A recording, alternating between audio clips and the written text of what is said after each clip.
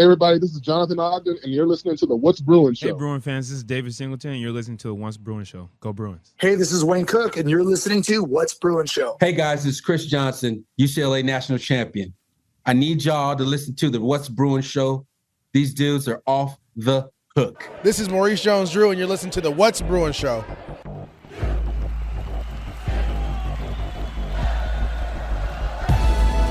You're listening to the What's Bruin Show, part of the What's Bruin Show network, with your hosts, Jake Berryfield and Mike Regalado, and occasionally some friends, talking all things UCLA sports. And now, it's time for the What's Bruin Show. Well, hello and welcome to What's Bruin. I am your host, Jake Merrifield, and I'm joined by nobody tonight because Mike is unavoidably detained. He's excited, I think, about going to watch the women in the Final Four, but he will not be joining the show tonight, and that's okay. I am going to have a wonderful conversation with the Godfather, Jim Bendat, a sports historian and retired public defender. He's a great guest, and we have a long talk with him about his trip to the Final Four. That will be coming up in just a moment. I'm also going to replay our correspondence from the Sweet 16 weekend, and that is none other than Nancy and Carrie. They gave us 10 minutes of audio from their trip up in Sacramento, and I do want to replay that again. But before I get to that, it's the What's Bruin Show on the What's Bruin Show Network. Thank you for your support. I hope we are all excited about UCLA women's basketball going to the Final Four for the second year in a row. And as we're going to hear from the Godfather, it's not their first title, but it's their first NCAA chance. It's their chance to win their first NCAA title coming up this weekend. And we are all excited about it because it's looking, they have a great team. They absolutely have a great team, and they struggled a little bit against Duke and then overcame the adversity and came back. And I'm hoping that test for them will be, and then also going into this game against Texas as underdogs, believe it or not. They're 1.5 point dogs right now as we head into Phoenix. So hoping all that serves as motivation for these guys to really get over the hump in that Final Four game and then go on to win the title on the game on Sunday, whoever ends up being, whether it's UConn or South Carolina. But there are some soft factors, as we're going to hear from the Godfather, that are in our ladies' favors as they head out to Phoenix. So let's hope that the streaks hold in that regard, and we'll hear more about that in a minute. But before I get to that, it's the What's Bruin Show on the What's Bruin Show Network. Thank you for your support.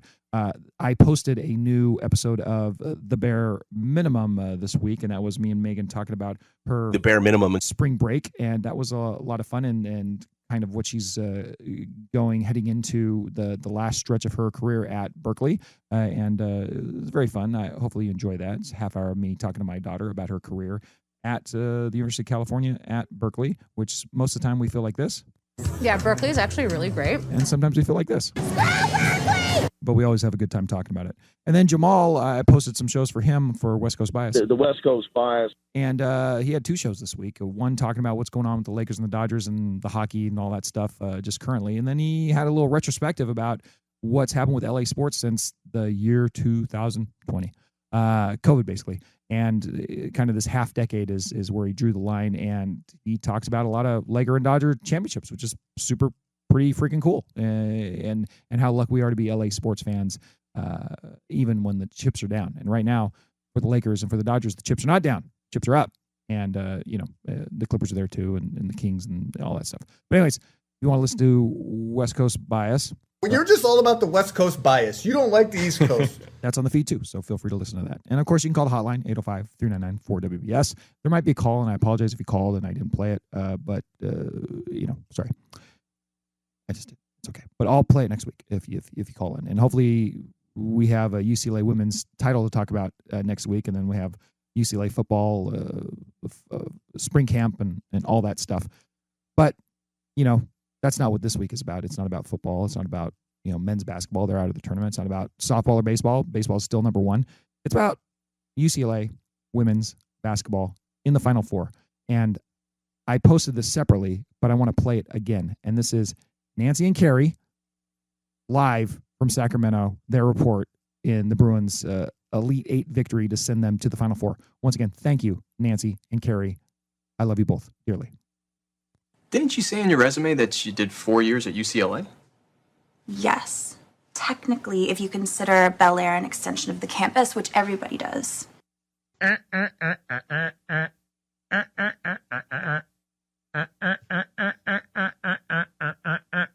Fight, fight, fight! Hi, What's Bruin fans? It's your on-the-site reporters Nancy and Carrie up in Sacramento. Hello. This game is so well summed up by Carrie's friend Deb. Just take a listen. Hi, What's Bruin Show. I'm here with my best friend Deb Smith, former D1 athlete with USD, the Toreros.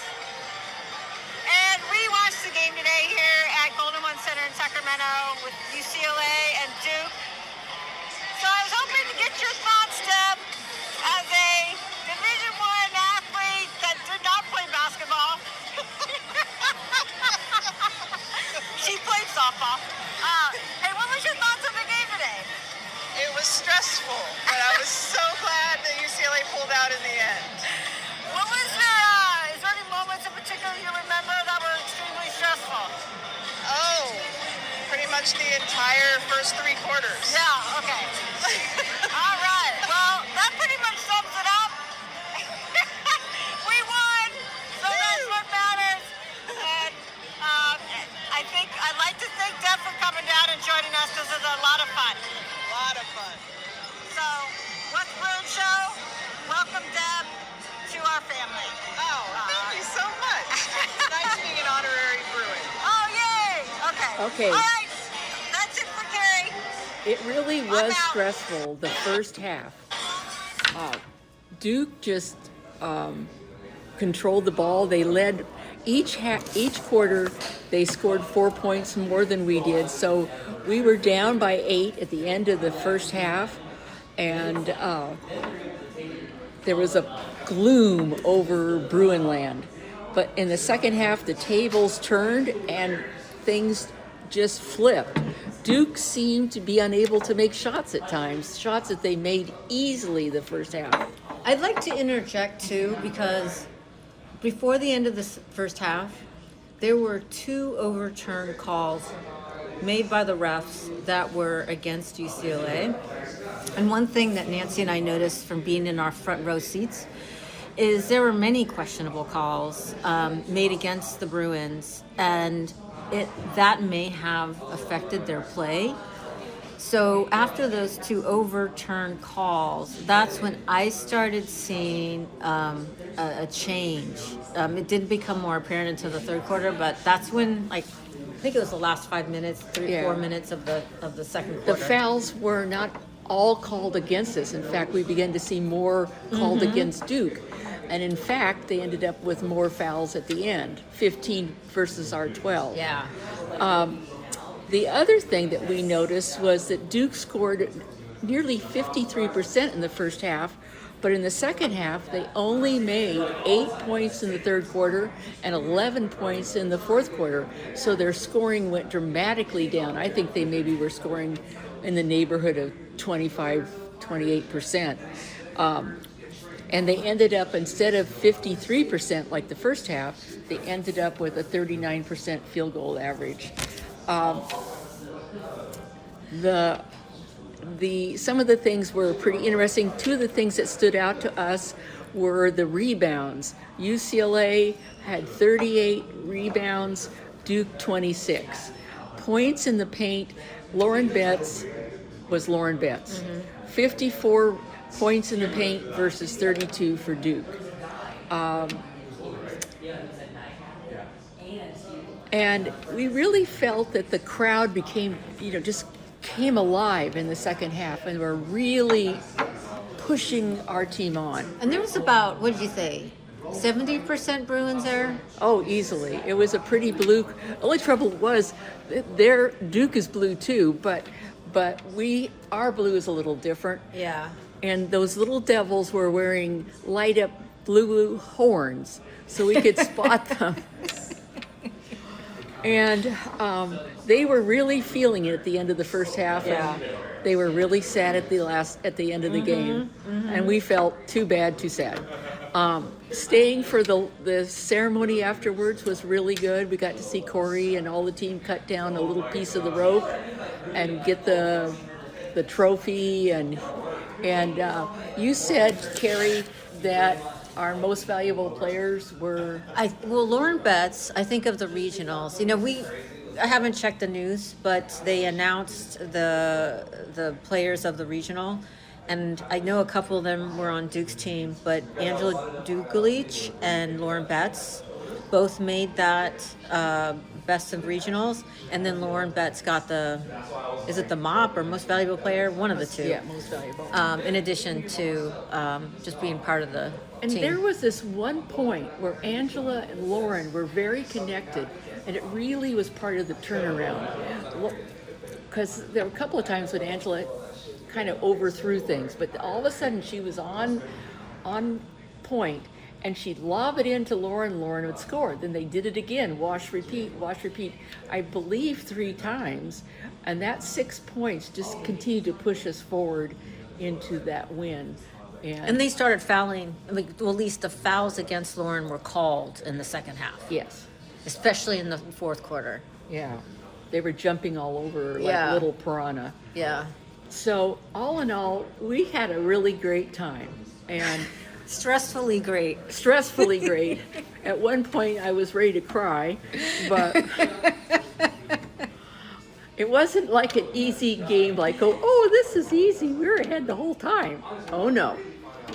I just about had to hide my head in the shirt. I couldn't watch. At one point I said to Carrie, or your friend Andrew? No. Oh, Deb? Deb, I said, maybe I should go upstairs and stay in the bathroom. But we pulled it out, and now on to the Final Four. Yeah. I mean, one thing that Karen said, who was another friend of ours that was in a different section, she said this was a lot like the Minnesota game. But then we checked the Minnesota game, UCLA wasn't behind at the half. So I would say this was even more stressful than the Minnesota game. Well, Duke is a much better team than Minnesota, so yeah, at least today they were, for sure. Today they were. And nobody fouled out on Duke's team, but they came close. They had a couple with one with 4. One with 4. Yeah. We were hoping she'd foul out, but oh well. So, any rate, it's over and out from Sacramento, from Carrie and Nancy. Howdy, Jake. Howdy, Mike. Howdy, all our What's Bruin friends. And thank you for the honor to be your correspondents today. Yeah, we had fun doing that. So, all righty. Take care. Bye-bye. UCLA. UCLA. Fight. Thank you once again, ladies, for that great report live from Sacramento. I really appreciate it. And anytime we have that dynamic again, feel free to let's do that again. That was very, very cool. So we're going to have more correspondence on the road. It doesn't look like I'm going to be going to the Final Four after all. I was kind of planning on it, and then I kind of talked myself out of it today, I think. So that's kind of a bummer. I am a little bummed about that, but it's just, I don't know if it's going to work out. But, you know who is going to be there? Our next guest, and that is none other than the Godfather, Jim Bendat. And he probably will be sending me correspondence from the road of some degree. And then Mike is going to be out there reporting as well. So we have it covered. Your women's Final Four will be covered by the What's Bruin Show, and we're happy to do it. But with that being said, it's time to bring on this week's special guest, and it's a doozy because he's about to go watch the women win the NCAA title.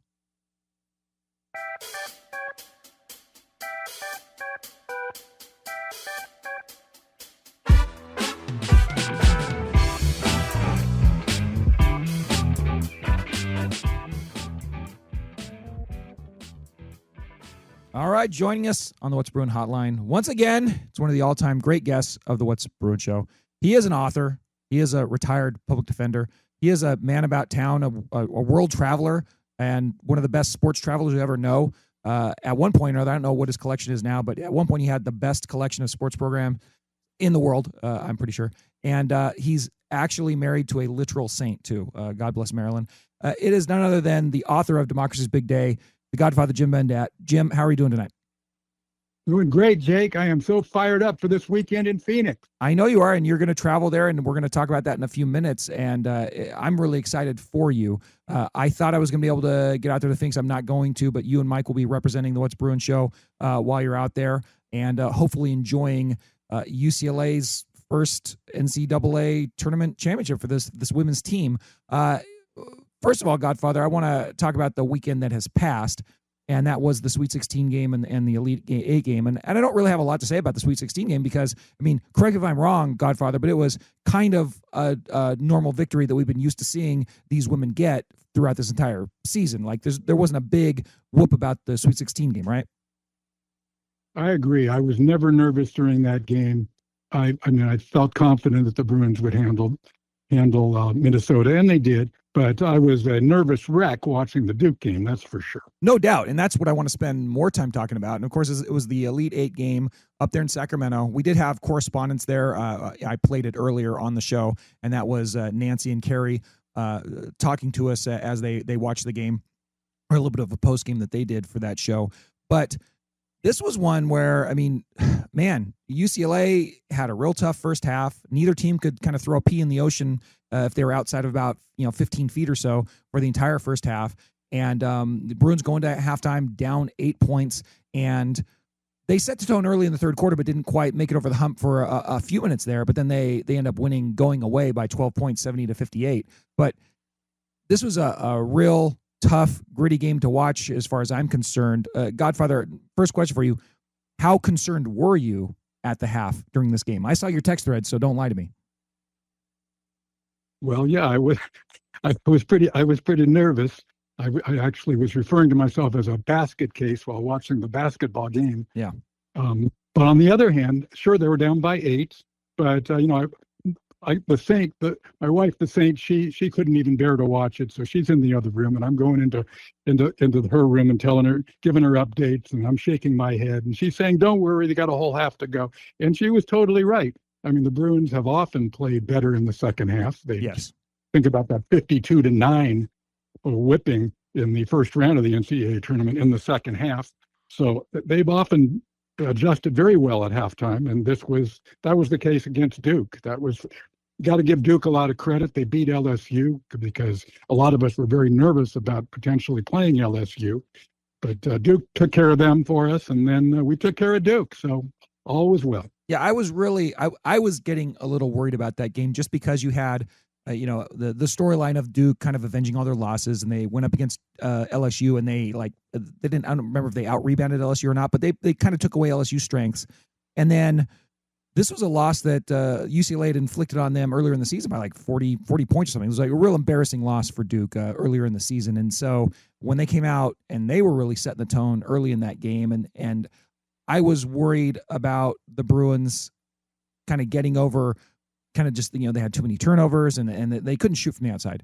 But it was nice to see them seize control right at the beginning of the third quarter. And then, all was right with the world in the second half, of course. Yeah, but never look back up. Never look back after the first few minutes of the third quarter. So that was a tremendous second half. That was absolutely great. But, Godfather, if they would have stalled in this Elite 8 game and, been knocked out of the tournament, what do you think I don't need too much on this, but what do you think the legacy of this team would have been at that point, with one Final Four and then getting bounced early the other, few years with this group?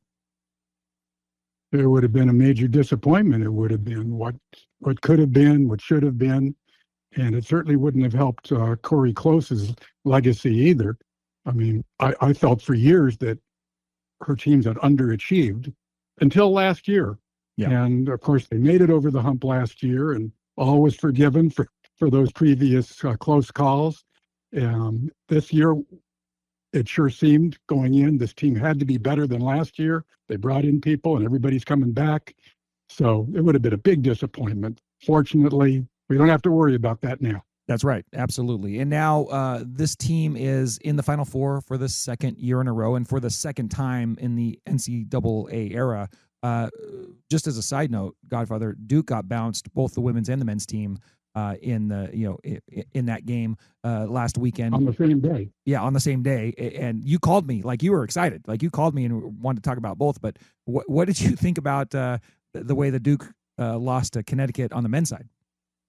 Oh my goodness. I mean, that was a choke. You know, you hate to throw the word choke around, but Right. it was applicable here. I mean, they're leading by 19 points, they're leading by 15 at the half, and they can win the game by just holding on to the ball at the end there and waiting to get fouled, which UConn would have had to do. And instead, they just passed the ball around like they're in a frenzy, almost as if they were losing. So they blew it. It was a great shot at the end, a miracle shot, but Duke definitely blew it. So yeah, I was calling that double Duke D-Day, D for defeat. I like that. You Yeah, know, both the men and the women. Yeah, tough day if you're a Blue Devil fan. absolutely. But I'll take it. It's nice to see them lose a little bit, get knocked out of the tournament. Now, Jim, you are going to this game. You're going to Phoenix. You and the Saint are traveling out there, and you have been excited about this possible moment for a very, very long time. Please just tell us, when you first started planning this trip, because it's the exact opposite of when I first started planning this trip, which was a couple days ago, and now I'm not going to go. But you are going. So tell us about your plans. I thought about it a year ago. When the Bruins made the Final Four a year ago, and I knew that they had the nucleus of their team coming back and they were bringing in more people, I felt like they're going to go again. And now last year, the Final Four was in Tampa Bay.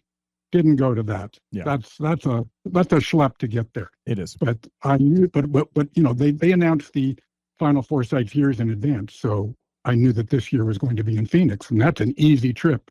So a year ago, I made my hotel reservation as soon as I could at the Hyatt Regency, which is like 2 blocks from the arena where the Final Four is going to be played. So I got that in, and then a number of months ago, made plane reservations and got tickets from the NCAA at face value, which was nice because they certainly on the secondary market are pretty high. Yeah. So I planned it, and we were going to go no matter what. But this made me actually think back to 1995 when I made a similar plan to go to the Final Four in Seattle and take my then 9-year-old son Jeremy. And so we were going to go to the Final Four no matter what. And on the day of the Elite Eight back in 1995, when UCLA played UConn, I was a basket case then, as UConn was giving the Bruins a tough game. They had Ray Allen on the team. And fortunately, on that day, the Bruins came through and won that game. And Jeremy and I went to Seattle and saw the Bruins win the championship. So I was thinking about that all day on Sunday, watching the UCLA Duke women's game, thinking about the same scenario where I'm going to the Final Four, this time with my wife, that time with my son, going no matter what. But we really want UCLA to be there. Yeah. And it happened again. Bruins made it. No, I planned this trip. I planned this trip well in advance. And during the first half, I was thinking, going to see Duke play a bunch of other teams I don't care about. But fortunately, it's the Bruins there. Bruins versus Texas. Let's go. That's outstanding. Yeah. And going back to that Final Four you went to in 95, remind me who the last 2 games were. Remind us who they were and how'd those go. In the Final Four? Yeah. In the Final Four, UCLA played Oklahoma State in the national semifinal. And I thought about that this year when UCLA played Oklahoma State and the women in round 2 at Pauley Pavilion. Right. Yeah, so UCLA played Oklahoma State, and then they won that game and then defeated Arkansas for the championship, 89-78. Yeah. April 3rd, 1995. Great day. And now the Final Four this year starts on April 3rd on Friday night. Well, let's hope that the Bruins can bring home a couple victories and bring you and Maryland back to California as national champions and fans of national champions. That would be just absolutely amazing. Jim, what is your record watching the Bruins? I know there's something notable about that, right? Well, we're talking postseason. You ready for this? Yes. I've seen the men play in postseason. We're talking about NCAA tournament games and also NIT games. Back in the 80s, UCLA didn't make it to the NCAA a couple of times and went to the NIT. My personal record seeing UCLA in postseason games is 22-0. Go Bruins, right? Go Bruins. That's amazing. 17-0 in NCAA tournament games, including 4 national championships, Sheesh. 1968, 72, 75, and 95. and the NIT in 1985 when I went to all 5 games. The first 3 rounds were at Pauley Pavilion, and then I flew to New York. I had a friend to stay. I had a friend to stay with, and went to Madison Square Garden for the semifinals against Louisville in the championship game when the Bruins beat Bobby Knight in Indiana, and so that was fun too. So on the men's side, 22-0. That's and amazing. Total 17-0 plus 5-0. And on the women's side, 5-0, 4-0 in NCAA games at Pauley, and then I'm counting also the 1978 championship game, which I attended. It was at Pauley Pavilion against Maryland, and UCLA won what was called the AIAW championship. This is before the NCAA had women's championships. That didn't begin until 1982. Yeah. So that counts. So 5-0 on the women's side, 22-0 on the men's side, 27-0. I've never seen the Bruins lose in the postseason. Well, I mean, that's just amazing. It's just amazing. Go Bruins. It is amazing. I don't know if it's going to continue, but I sure hope so. Well, so do I. Let's hope you get to 29. I mean, that's really what we want to see. There's a couple of follow-up questions. I have a historian on the phone. I might as well take advantage of it. You said that the NCAA didn't start with the women's basketball championship until 1982. Why did it take so long? Or when did the men's start as the NCAA? Or how long was that? When was it not that? The first NCAA men's tournament was 1939. Right. So, I mean, what the heck took so long with the women? Just 8 teams. Well, there's a lot of sexism going on there, let's face it. Yeah. And, when UCLA made the Final Four for the NCAA Final Four for the first time last year, but you can't discount 1978. You just can't. You had Ann Myers on that team, Denise Curry. It was a great team. And Ortega was this big star too. So they had a tremendous team, and it's not their fault that the NCAA was sexist. It just isn't. So that counts. 1978 counts, and there is a banner up at Pauley, yes, and it's well deserved. Absolutely, and it is mind blowing because in some way you're like, well, 1982 wasn't really that long ago, but then think how much has changed since then. But it's like, I know it boggles my mind that it's just 1982 is when that starts. But that's a whole nother. I know, pretty amazing. I mean, I went to college before all of that. Yeah, and there were no women's sports. There was nothing. Yeah. So club teams. That's about it. And nobody paid any attention to it. But no, it's amazing and it's wonderful. And it's just so great how women's sports have progressed over the years. And I get into this fight with Mike all the time because he's making, he always wants to make the argument that the women's tournament should be treated exactly like the men's tournament. And it's a lot of things where it's like, well, it's not quite there yet because the money's not quite there yet because, it's just not there yet. But if you just want to talk about how much it's grown just in the last 10 years, it's like leaps and bounds. And it's such a different, the level of support it's really great to see, and the level of attention that the women's tournament gets now is awesome. But Godfather, just in your since you've been watching sports, I mean, can you speak to it? It's like we've had there was like not a whole lot, and then all of a sudden it's been like a quantum leap in the last number of years. Would you agree with that or not? Totally agree. But you're right. It's not quite the same, and it may never be exactly the same. But it's growing so much. They're still playing the Final Four in regular arenas, not domes. The men only play the Final Four in these big domes these days. Yeah. The women haven't done that yet, but that's coming up actually in a few years. I believe one is scheduled to be in Indianapolis in the same exact dome where the men are going to be playing this year. So it's growing, and the fact that the women's the WNBA on the pro side, they just got a new collective bargaining agreement, and the women are going to be making a lot more money, and with that comes more attention. More people are interested in it, and it's growing all the time. Yeah, and that's and I think that's great, and I think it's cool to just let it grow and see how far it can go. I think that the best thing you can say about the women's game is a lot of the ways that 10, 15 years ago it was having to be propped up.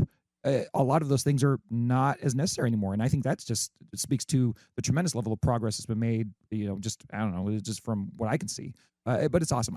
Godfather, I do want to ask you a side question again, because you're such a resource, and you did mention the NIT that you went to New York for, and I just have to ask you, like, what was the NIT was the NIT back in the 80s, wasn't it? It wasn't the NCAA tournament. Like, what made you drop everything to go to New York? I know you said you had a place to stay, but like, how big of a deal was that for UCLA in relation to all the other titles it had won at that point, which that was, that was a decade removed from when it won its last title, right? I mean, like, what was the scope of that game, and what did it mean for the program back then? It didn't really mean that much. I mean, let's face it, UCLA had already won 10 NCAA titles. Right. But and they weren't even good enough to qualify for the NCAA tournament in 1985, but they got the NIT invitation. It was Walt Hazard's first year as coach, and the team wanted to keep playing. Let's see what they could do. They got to play the first 3 rounds at home, which was nice. And as far as I was concerned, when they won the third game and qualified to go to the NIT Final Four in New York, well, that was it. I had vacation time coming up at work, and why not? It's New York. I'll go to some shows. Yeah. I'll go to the basketball games. Go to Madison Square Garden.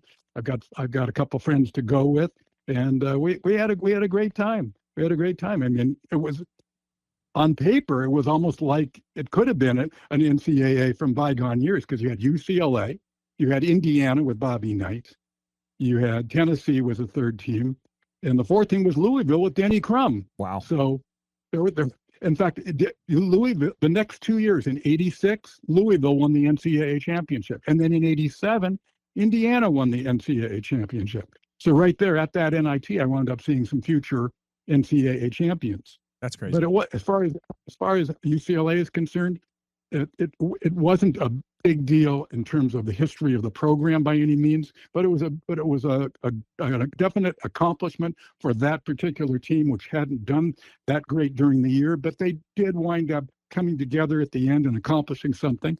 And then for a while, for maybe about 10 years, they had a banner up at Poly for that NIT championship team. Oh, wow. But then somebody made the decision, now at the NIT, we're taking that banner down.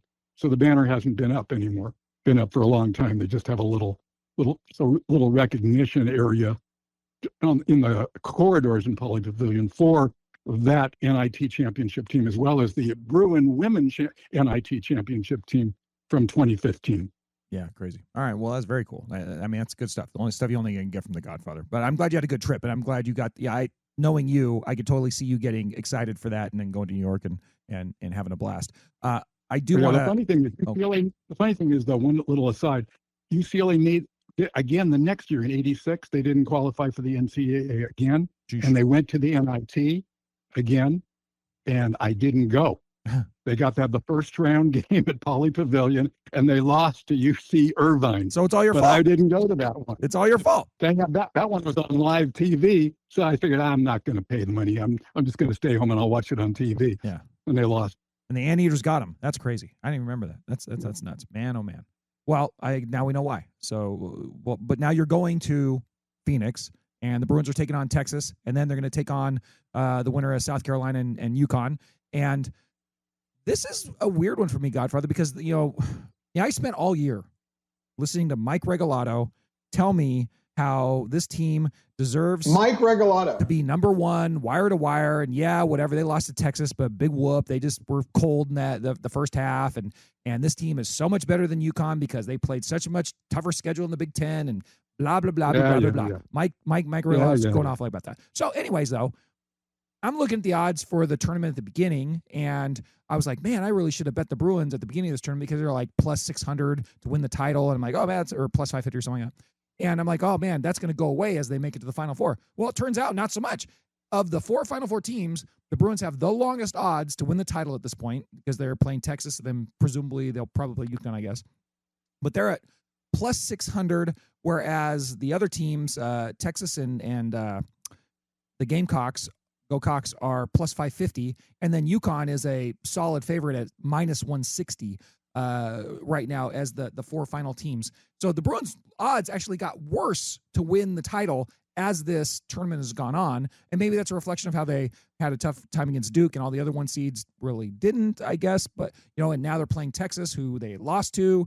But now they're coming into this game on Friday night and they're 1.5 point dogs to the Longhorns, even though the advanced stats have them as a slight favorite.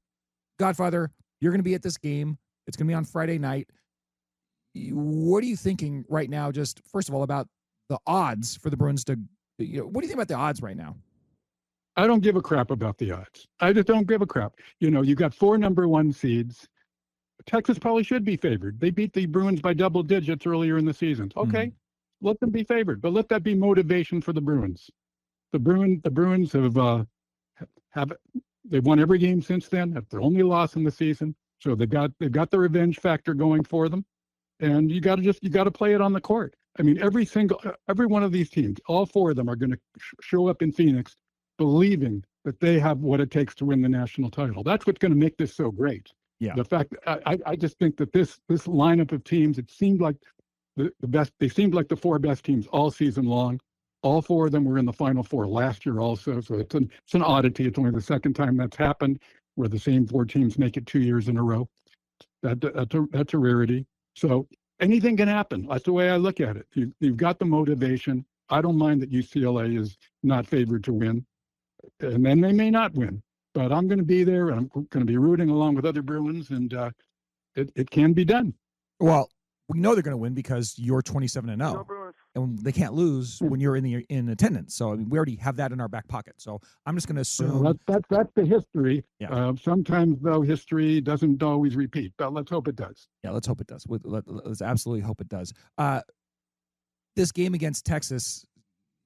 Did you watch the game against Texas earlier in the season? The Bruins were outscored by, I want to say, like 10 or 15 points in the first half, and then they actually outscored Texas in the second half. Outscored by 10 in the first quarter.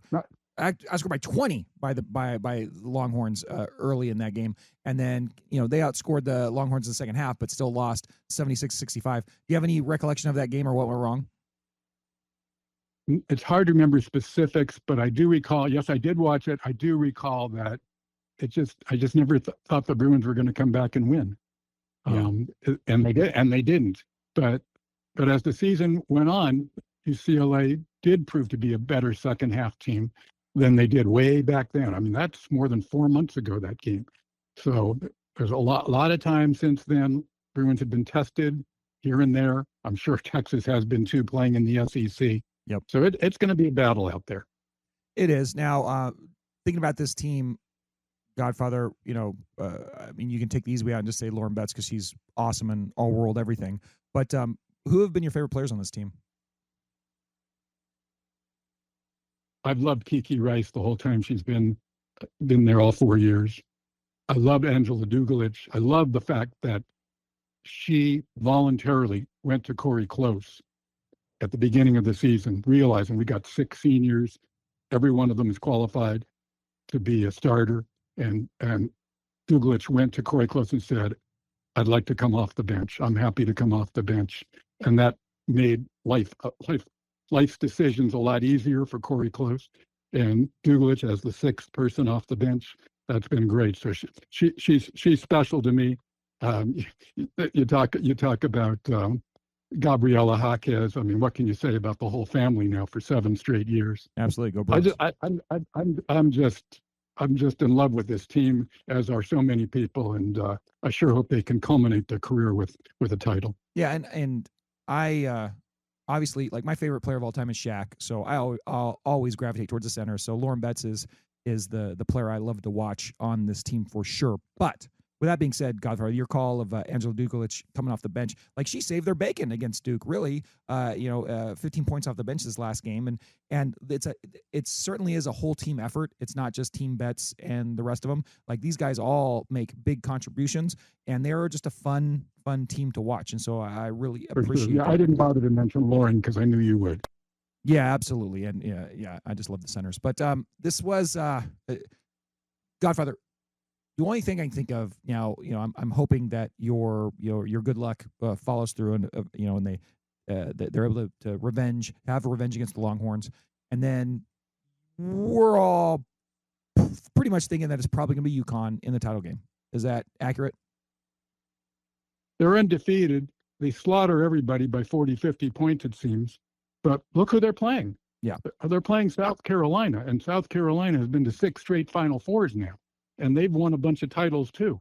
And for them, they'll have the revenge factor because UConn defeated them last year in the championship game.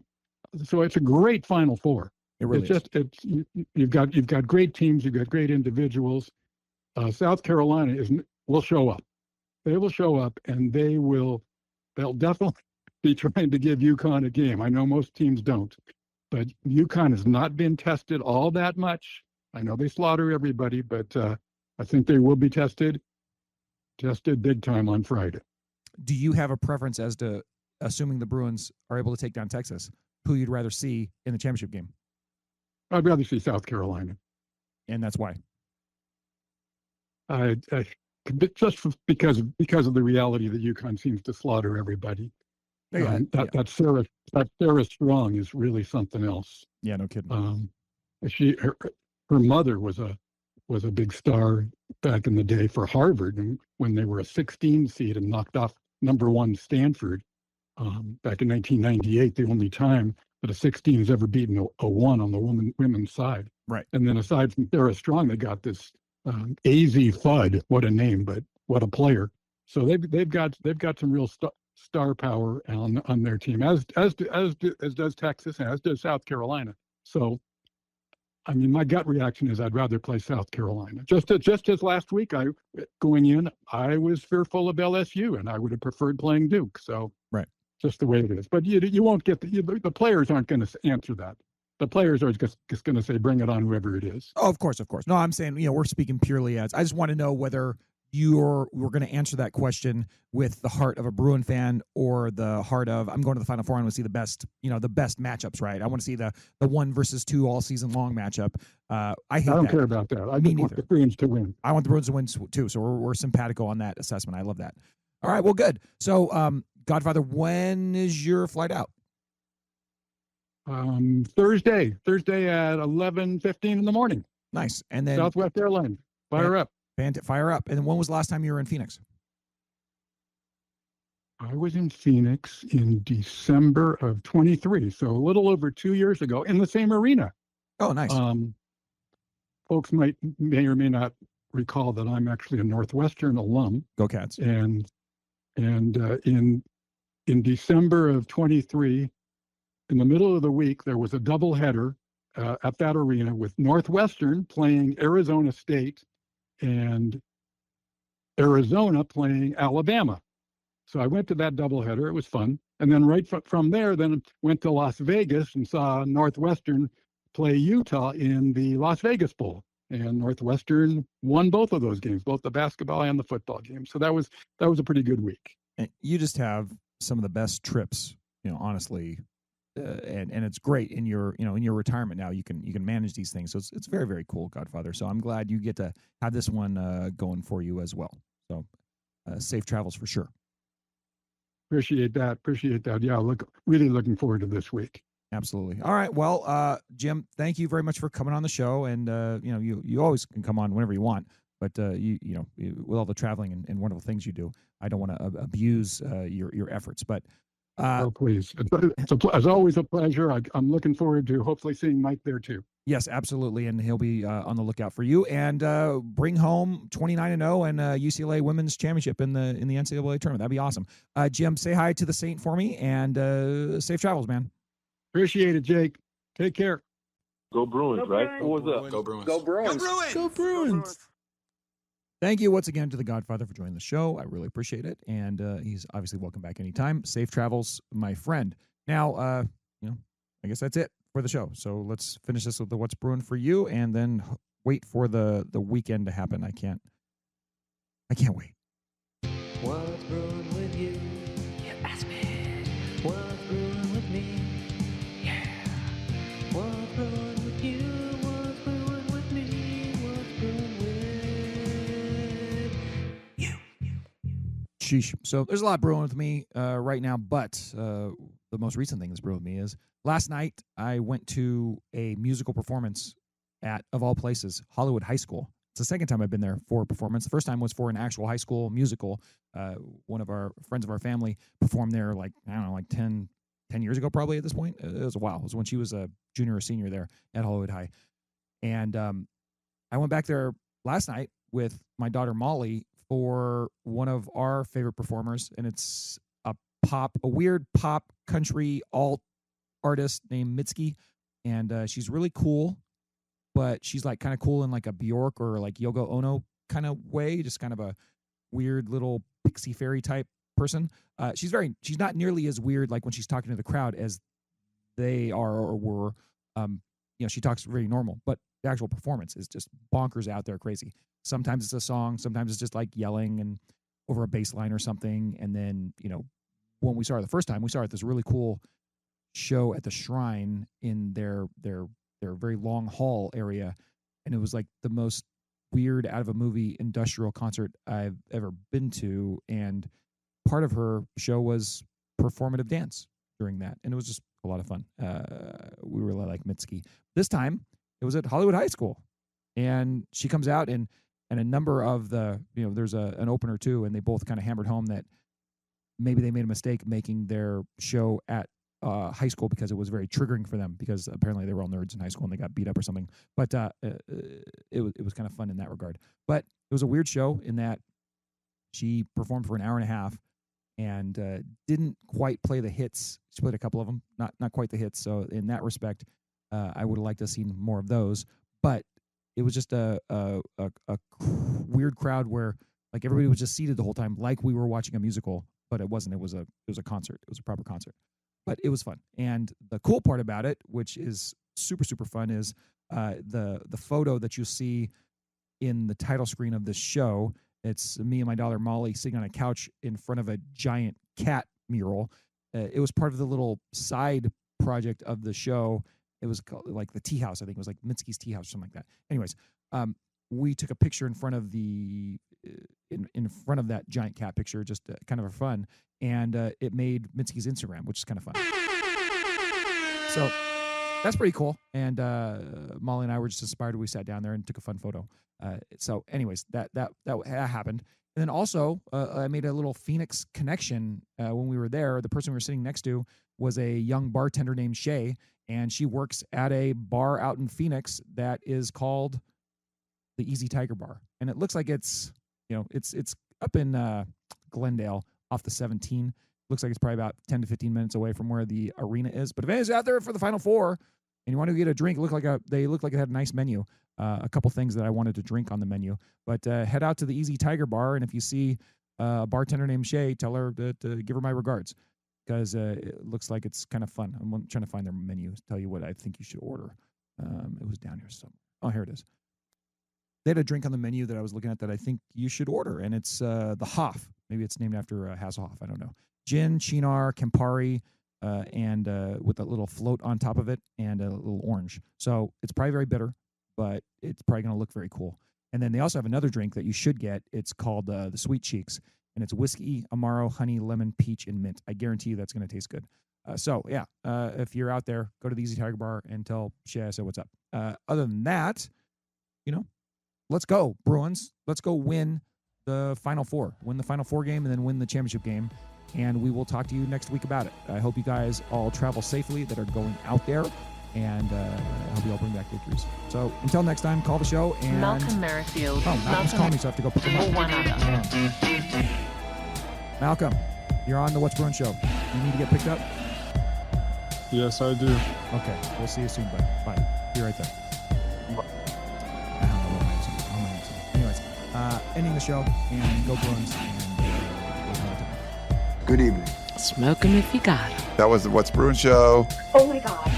Try us tomorrow. Same bat time, same bat channel. It's gotta be in or out, Mom. In or out.